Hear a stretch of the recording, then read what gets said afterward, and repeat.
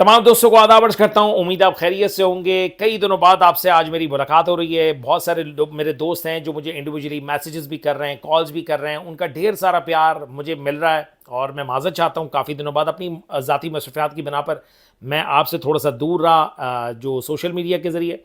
मैं उम्मीद करता हूँ कि मेरी इस ख़ता को या इस सारी चीज़ों को आप समझेंगे, अंडरस्टैंड करेंगे। मेरा ज़ाती बिज़नेस है, उसकी वजह से थोड़ी-सी मेरी मसरूफ़ियात चल रही हैं।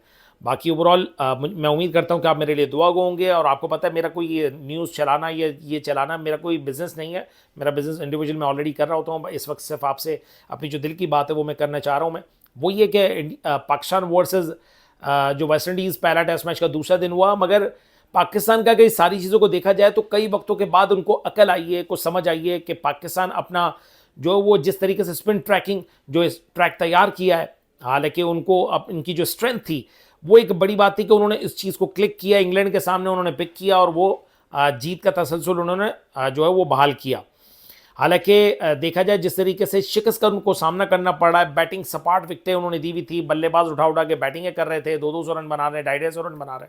मगर आज दूसरे दिन देख लें जिस तरीके से वेस्ट इंडीज़ को पाकिस्तान ने 137 रन के ऊपर ऑल आउट कर लिया। हालांकि 66 रनों पर 8 आउट हो चुके थे और पाकिस्तान 230 रन अपनी पहली इनिंग में बना के आउट हुआ, मगर स्पिनर्स का कोई भी सामना न कर पा रहा है। यानी पाकिस्तान के जो फिर नुमान अली और जो साजिद खान ने बड़ी शानदार बॉलिंग की। साजिद खान की असल जो किरदार है, भले के 4 विकेटें ली हैं साजिद खान ने, मगर असल अहम विकेटें साजिद खान की थी।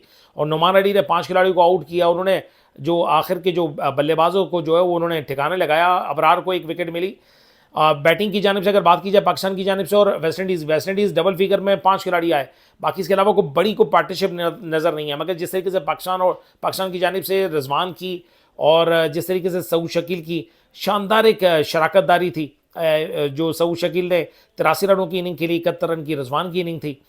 तकरीबन 125-150 रनों के करीब करीब दोनों खिलाड़ियों की पार्टनरशिप लग गई थी। उसकी बदौलत पाकिस्तान 230 रन तक भी पहुंच पाया। बाकी इसके अलावा किसी और बल्लेबाज ने, सलमान अली आ गए जो बड़ा नाम था, उन्होंने भी नहीं बनाए, मगर उनको बड़ी अकल आ गई है। अब स्पिनर्स को उन्होंने जो है ना अपनी अपनी होम एडवांटेज का बेनिफिट उठाना उन्होंने शुरू किया है।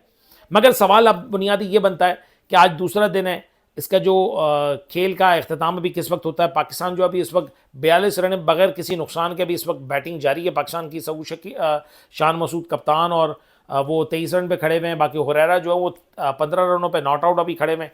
आज का जो एंड होगा वो क्या होगा, तीसरे दिन का आखिरी जो सेशन होगा, मुझे लग रहा है कि तीसरा और चौथे दिन तक ये टेस्ट मैच जो है वो नतीजा खेज हो सकता है। इसलिए कि वेस्ट इंडीज़ के लिए बड़ी मुश्किलात पेश आ रही हैं स्पिन जो बॉलिंग अटैक है उसका सामना करने में। पाकिस्तान जिस तरीके से माजी के अंदर जिस तरीके से बैटिंग विकेटों पे एक तजर्बा अपनाते डर डर के कि बड़ी बड़ी सामने वाली टीमें जो बड़े स्कोर बना लेती थी, इसके बाद वो उसको जो वो टारगेट को चेज़ करने के चक्कर में लगे हुए होते थे, पाकिस्तान इसमें शिकस्त खा रहा था। मगर पाकिस्तान कई वक्तों के बाद ये दोबारा से कमबैक किया। मगर एक और सवाल इसके अंदर खड़ा हो जाता है कि अगर श्रीलंका और इंडिया जैसी टीमें अगर इन विकेटों पर अगर आ गई तो पाकिस्तान का क्या हाल होगा। क्या पाकिस्तान पेसर्स के साथ जो है वो इन बल्लेबाजों का काम उतारेगा? यह इतनी स्ट्रेंथ है। आपने जिस तरीके से डोमेस्टिक के अंदर उन्होंने नुमान अली और साजिद खान ने जिस तरीके से परफॉर्म किया, ऐसा रगड़ा लगाते लगाते पाकिस्तान के पास पेसर्स भी हैं। अब वो पेसर्स उनकी विकेटों पर उनकी ज़रूरत ही नहीं है, तो सोचे कि उनका भी हाल ख़राब हो जाएगा। तो मेरे ख्याल से उनको दोनों को इक्वली चलाने की ज़रूरत है। इतना ज़्यादा जो है जिस तरीके से एक आपने देखा होगा कि स्पिन ट्रैकिंग अगर तैयार आपने की है और जिस तरीके से आपने एक जो पेसर्स हैं उनको बैकफुट पे धकेल दिया है, तो थोड़ा सा ये भी समझना चाहिए कि तेज़ विकेटें भी अगर बन जाए तो दोनों जो है वो बल्लेबाज भले बेशक उनके लिए बड़ी मुश्किलात होंगी। डोमेस्टिक स्ट्रक्चर अगर आपने सही तैयार किया हो, बल्लेबाज आपके अगर तैयार करोगे तो तेज़ विकेटों के ऊपर भी खेलने की महारत रख सकते हैं। तो हमें चाहिए इन तमाम चीज़ों को इक्वली लेकर चले। बैलेंस करना थोड़ा सा मुश्किल है। हमेशा हर बोर्ड आकर या जितने भी कप्तान आते हैं या जितने भी जो ऑफिशियल्स आते हैं, टीम ऑफिशियल्स होते हैं, उनकी जीत के लिए ज़रूर उनकी पुरुमीद होते हैं, मगर उसके लिए तमाम खिलाड़ियों को इक्वली लेकर चलना पड़ेगा और बल्लेबाजों को अपनी परफॉर्मेंस से, चाहे वो मुश्किल विकेटें हों, तेज़ विकेटें हों, स्पिन विकेटें हों, उस पर स्कोर बनाएं। स्पिनर्स हों, वो अगर तेज़ विकेटें अगर आती हैं तो उसके ऊपर भी वो अगर विकेटें लेना चाहे। माजी में मैंने कितने बॉलर्स देखे हैं वो जो तेज़ विकेटों पे भी जो वो अपनी वो हासिल करते थे, स्पिनर्स जितने भी थे, तो वो उनकी भी तैयारी बहुत ज़्यादा ज़रूरी है। अब ये पेसर्स हैं वो बिल्कुल बैकफुट बैठ जाएंगे, इनको डिसअपॉइंटमेंट इनको इस बात की हो रही है कि हमारा कोई चांस ही नहीं बन पा रहा।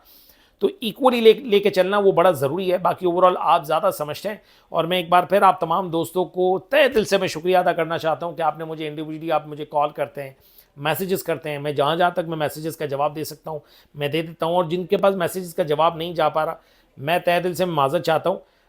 मैं कोशिश करूँगा कि दोबारा से मैं उसको चेक करूँ, इसलिए कि कई चीज़ ऐसी हैं जो सोशल मीडिया पे मैसेजेस जो हैं वो बिल्कुल बैकफुट पे जो वो हेड इन हो जाते हैं। तो मैं कोशिश करूँगा को एक मैसेज बाय मैसेज जो वो तमाम लोगों को मैं रिप्लाई देने की कोशिश करूँगा। आप अपना बहुत ज़्यादा ख्याल रखिएगा। कोई और कोई अपडेट्स या कोई चीज़ मुझे समझ में आती है जो मेरा दिल करेगा, तो मैं ज़रूर आपसे मैं डिस्कस करने आऊँगा, और उम्मीद करता हूँ कि मेरी जितनी भी जो ये मोहब्बत है, खुलूस है, उसको तहे दिल से उसको कबूल भी करेंगे और इसी तरीके से अप्रिशिएट करते रहेंगे। अपना बहुत ज़्यादा ख्याल रखें। Thank you.